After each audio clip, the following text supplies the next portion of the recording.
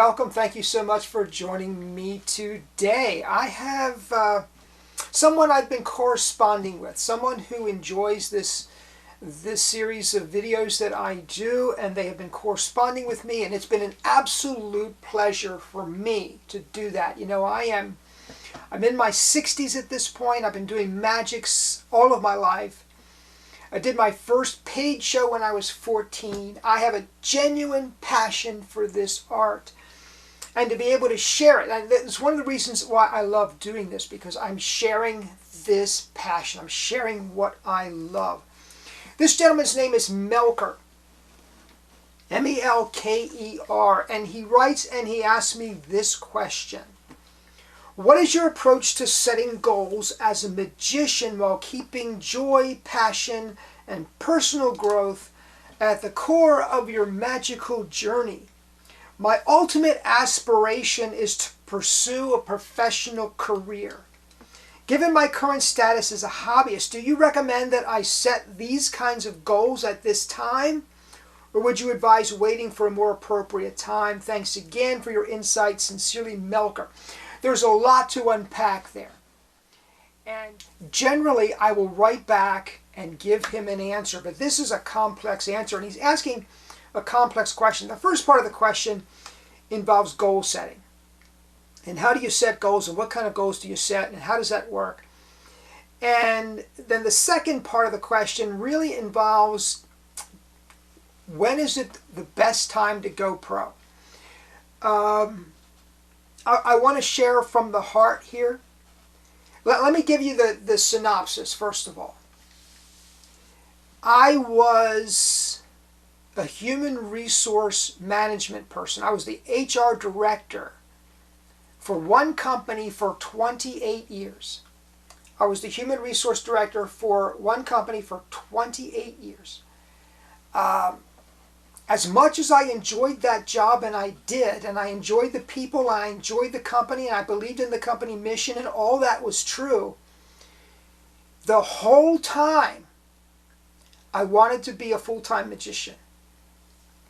I was going out, I was taking vacation days and doing gigs. I was doing gigs on the weekends, and I always wanted to be a full-time magician. Now, if you go back prior to my time in HR, and let me give you just a synopsis. This is very important because this is my journey. I really can't tell you when is the right time to go pro for you. I can't do that.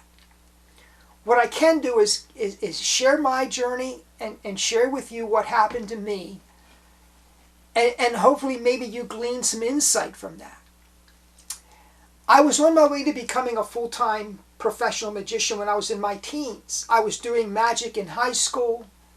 I wanted to be a full-time magician. I remember during study hour, in high school we had a study hour every day. I was reading Illusion Show Know-How by Ken Griffin and dreaming of having a touring illusion show the way Ken Griffin did. I was watching David Copperfield. I was watching Doug Haney. I was dreaming of being like those people. I was, the local illusionist was George Goebel. And that's what I aspired to. I had a religious experience along the way, and my passions shifted a little bit. I decided that instead of pursuing magic full-time, I wanted to be a pastor. I wanted to be a full-time minister. And that really influenced my choices in undergraduate school, and then I went off to seminary. And I literally walked away from magic entirely to devote all of my time and attention to ministry. I graduated from seminary 4 years, 3.5 years out in Springfield, Missouri, working on a seminary degree. Graduated, came home, and struggled to find work in the ministry, and really genuinely struggled. I remember meeting with district officials and being told to my face, it's not what you know, it's who you know. It doesn't matter that you're a seminary graduate. It doesn't matter that you're qualified. We need you to be related to someone. We need you to be pals with someone in order to give you a position here. That's literally what I was told by the district official. And today, I would have taken that as a challenge, and I would have fought back. But in my 20s, I gave up. I walked away. And I asked myself the question. I didn't look at magic as a potential career path at that point. I asked myself the question, I have to re-educate. I have to refocus my career. I have to do something for my long-term career aspirations. And it was really at that point that I decided that I was going to look at education, look at public speaking, look at human resources as a potential. What I really wanted to do was training and development at the corporate level. I went back and got a master's in education, and I started working toward that end. I was hired by Dave Coughlin in 1994 to be his HR and training director. I had to wear both hats. It was a fairly small company at that time, 95 employees. We went on to be over 500 over the course of a 28-year period. And over that 28-year period, my job responsibilities evolved away from training and development and toward human resources, and that's how I became an HR professional. Now, along that line, I was saving money. I was packing money away and doing the best I can to say I was doing magic. Now, there was a point prior to my entering that second master's degree, prior to my directing my life in that way, I was an active member of the Society of American Magicians, Assembly 6. I was a fixture at the Funhouse Magic Shop, owned by Lou Walston. Steve Myers was a demonstrator there at the time. And Denny Haney at that time was a full-time professional magician. He was not running his own shop. He was out there touring. He and I met, I believe, at the Funhouse Magic Shop. We became good friends. And I saw him as a mentor. Long before he ever became a dealer, I saw him as a mentor. And I was just beginning my career in HR at the time. And I said to him, can my wife and I meet with you and discuss the possibilities of going full-time? My real agenda there was to allow my wife to hear the prosperity, the success that Denny had, and feel like that was a possibility for us. That was my agenda. But when I got in front of Denny, and now bear in mind, Denny is arguably the most successful magician I have ever known personally. I've known George Goebel. I've known a few really good professional magicians, but I think Denny probably is the epitome of success, in my opinion, in magic. So I was hoping he would say, this is a viable career alternative. But that's not what he said. You know, what he said, if you read Joel Bauer, or if you read Paul Gertner, or if you read Paul Diamond, or any of these people that have written extensively on going pro, many of them say, don't go pro unless you have to. And what they mean by that is you have no other alternative. Either emotionally or physically or whatever. You have no other alternative. You must do this. I think that's something that evolves over time. Over time you learn that there's no other alternative for you. That your life calling and your life mission is performance art. It's magic. You learn that over time, but you don't know that when you're 20 or 25. Maybe you do, but I didn't. So Denny basically told me to keep my day job, but work as hard as I could on the side and let the business evolve that way. I was thoroughly discouraged. I was so discouraged that I sold a lot of props that I was using to build my business on. And I just devoted myself to my full-time job. And you know what? I have to tell you, I regret that. I regret that. I regret making the decision to turn away from magic at that time and look at HR as a career, as my one calling and career. You have a calling, you have a purpose. It might be magic, it might not. It's not for me to say. But if it is, then you owe it to yourself to do your best to make a success at whatever it is that you feel called to do. Now, so fast forward 28 years, there's some transition at Richcroft. I tried to stay in HR. I went with another company. It didn't. I hated it. I just didn't like it. I was really genuinely being called into magic as a profession. That was the direction my life always wanted to take. From the time I was 8 years old, that's all I ever really wanted to do. Now let me give you some. I am now a full-time magician. I have some money in the bank that I was able to tuck away in those years that I was in HR. And I can tell you that I'm drawing down those funds. I am not succeeding in magic to the level that I want to succeed. Now, we're talking about goal setting. I'm going to talk about short-term goals, long-term goals.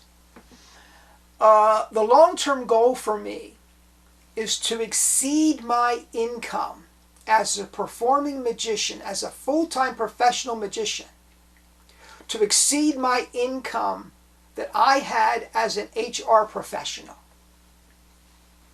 You see, I listened to Les Brown, and I listened to Zig Ziglar, and I listened to Norman Vincent Peale, and any number of other professional motivational speakers. And they all say essentially the same thing. They all say, pursue your dream. Pursue your dream. Follow your bliss. Follow the joy. They all say that. Do what you love. The money will eventually come. Well, I bought hook, line, and sinker into that philosophy. And it is a philosophy. It may or may not be true. It's not pragmatic. If it were pragmatic, you'd be doing something else. I will tell you that as a professional magician, I have no paid holidays. I have no vacation time. I have no sick leave. I have no benefits. I have no 401k. I have no health insurance plan that's company sponsored. All of those things are on me. In addition to that, I go out and I do shows. And when I do a show, listen, it takes a certain amount of time to pack up that show, to rehearse that show, to make sure it's polished and clean, to load that show in the car. I do not do a mentalism show out of a briefcase. My show at this point is a combination of mentalism and magic, and I carry some big props. My show fits in a cart that is about this size, stacked about this high, and I wheel that cart in. The point I'm trying to make is I also bring my own sound system. I work very hard to deliver that show. In the last 6 months, I've been stiffed 3 times on my fee. That is, I did the show, I delivered the product, and the customer didn't pay me. You're on your own. Nobody's backing you up. You gotta deal with your own taxes. You have to have either an accountant or you have to know how to do your own taxes. You should, at least I did. I am an LLC, okay? A limited liability company. So you need to think about that. In addition to all of that, when you decide to be a full-time magician, you may think that it's all magic, it's all rehearsal, practice, shows. It's not. 90% of what you do as a full-time magician is marketing and sales. Your job as a full-time magician is to find work. The work is the gravy, the work is the joy, the work is what you're doing it for. But the job of you're an entrepreneur. You're not a magician, you're a business person. And your job is to find business. So that is the reality, in my opinion, of the aspiration to be a full-time magician. Now, there are some references I want to share with you if you are considering being a full-time magician. Number one, I want you to purchase from Penguin Magic Tarbell number 103 by Dan Harlan. The title of it is Making Magic Pay. Dan Harlan, in Tarbell 103, Making Magic Pay, Dan Harlan delivers the most sobering, realistic look at what professional magic looks like today. He will give you charts that show you, based on government statistics, not on what your other magician friends tell you, based on government statistics, what magicians actually earn in various categories, whether it's the busker or the birthday party magician or the assembly magician or the Las Vegas Strip magician. He will give you a look at what these people earn, so you will understand what the realistic potential is as far as your earnings. And I really appreciate Dan Harlan's sober, realistic look at that, because what you need when you're trying to make a career decision, you need accurate information. You can't have your buddy at the Magic Club telling you he does 5 shows a day every day, because that's a lie.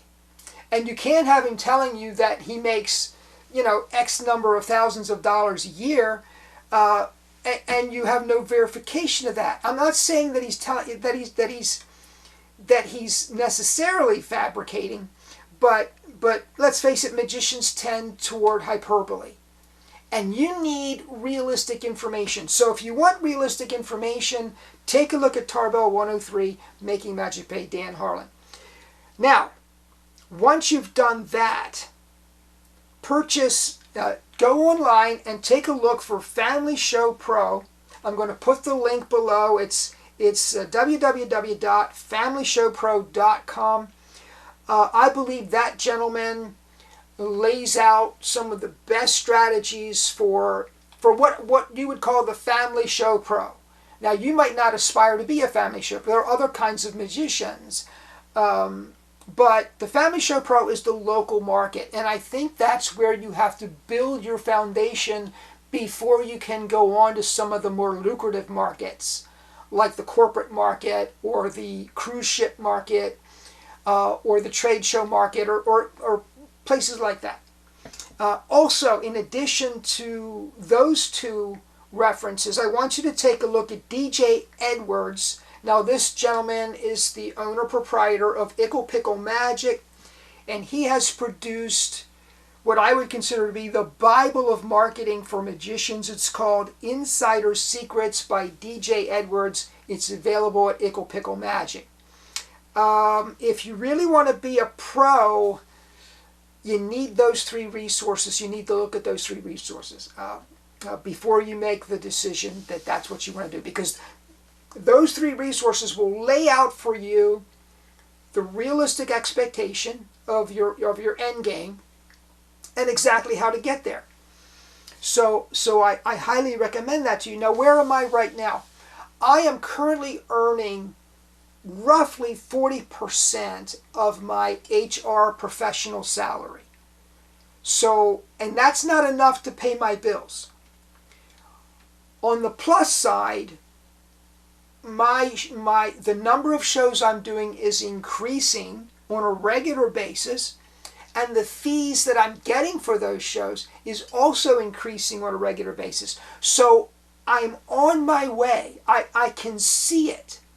As Les Brown says, It is possible, and it is worth it. Now, you need to believe, if you're going to be a professional magician, you need to believe that it is possible to earn the money you need to earn to make a decent living.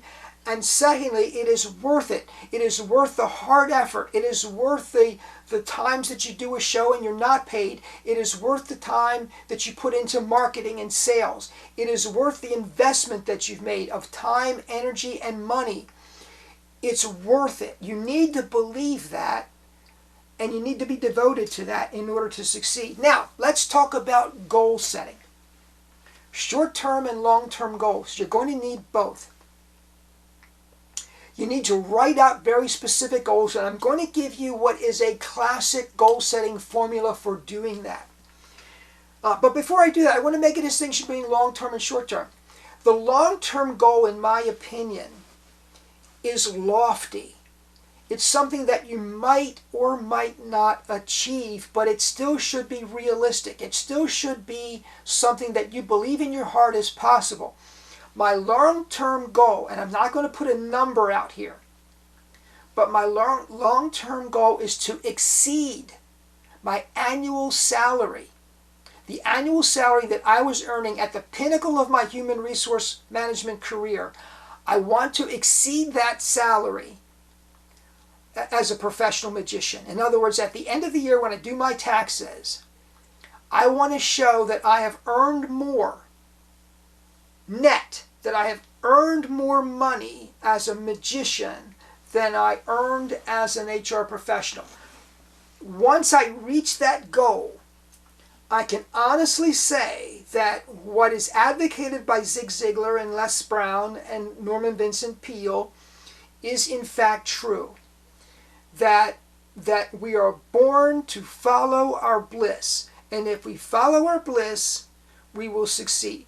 We will succeed beyond our wildest imagination. Once I have crossed that pinnacle, then I know that is a true philosophy. I'm working to prove that in my own life. That's my long-term goal. At this point, I may or may not achieve that, but I think that I'm going to. I honestly do. Now, short-term goals. Every single day, 7 days a week, I write out goals for the day. And as I achieve them, I cross them off. And you need to do the same. Now, how do you set goals? If you Google SMART goals, you're going to get any number of goal-setting formulas. Or goal setting. Just Google goal setting. I particularly like the SMART goal. SMART is an acronym. It stands for specific, measurable, achievable, relevant, and time-bound. SMART. Specific. Spell out exactly what you want to accomplish. Now this is true of long-term goals, which are way out there and achievable. Long-term goal, by the way, I would put at 2 to 3 years. Some would say 3 to 5. I would say 2 to 3 years for a long-term goal. A short-term goal is really a goal within a week, within a day. Those are your short-term goals. You spell out exactly what you want to achieve or accomplish. The Watch Me test is an excellent test for goals. Watch me hit the ball. Watch me earn X number of dollars. Watch me succeed. You can't watch someone succeed. You want to be very specific in the way you write. And by the way, you need to write out your goal. It's not enough to think about it. It needs to be written. Measurable. Define the end result. How do you know you've achieved your goal if it's not measurable? If you want 5 shows a week or 6 shows a week or 3 shows a week, that's measurable. If you want more shows, that's not measurable. So how many shows are you doing now? Oh, I might be doing 2 shows now. 2 shows a week. All right, well, now you need to move to 4 shows a week. So your goal is to do 4 shows a week, you see. That's a measurable goal. Achievable. Is it possible? Yes, it needs to be. By the way, there are people that are doing many shows a week. I'm currently not, but I just had the month of I was busier in the month of October 2023 than I've ever been throughout the history of my career as a magician. And only one day during the entire month of October did I do 2 shows in one day. Once. The others were individual shows at different places, one a day. And that's how it was. Achievable. Relevant to you. Do you really want it? I love what Arnold Schwarzenegger says. He says you need to stay hungry. You need to be passionate. You need to want it. If you don't want it, if it's not a relevant goal, you are not going to stay with it. Finally, time bound. There needs to be an expiration date. Now my daily goals are obvious. By the end of the day, when I'm settling down, and I'm usually winding my day down at 8 p.m., I begin my day around 5 or 6 a.m. I end my day around 8 p.m. You think that's a long day? That's an entrepreneur's day, okay? If that's a long day to you, maybe this isn't your field. But I love what I'm doing. I could do it. If I didn't have to sleep or eat, I could do it 24/7. That's how much I love what I'm doing. So, Melker, you see why I didn't want to give you a written response? This is a complex question. Now let me read again your question. Given my current status as a hobbyist, do you recommend that I set these kinds of goals at this time, or would you advise waiting for more appropriate time? I can't answer that question. I can't answer that question, Melker. You're going to have to answer that for yourself. Is this the right time for you? Are you willing at this time to devote the resources, the time, attention, the passion that you're going to need to succeed in this field? That's entirely up to you. What I'm not going to tell you is what Denny told me. You do what is best for you at this time. That's what I'm going to tell you. All right. Well, thank you so much for joining me, Melker. Thank you for the question. I hope I answered it. Please comment down below. Please subscribe if you've not done so already. Have a great day. I will see you next time.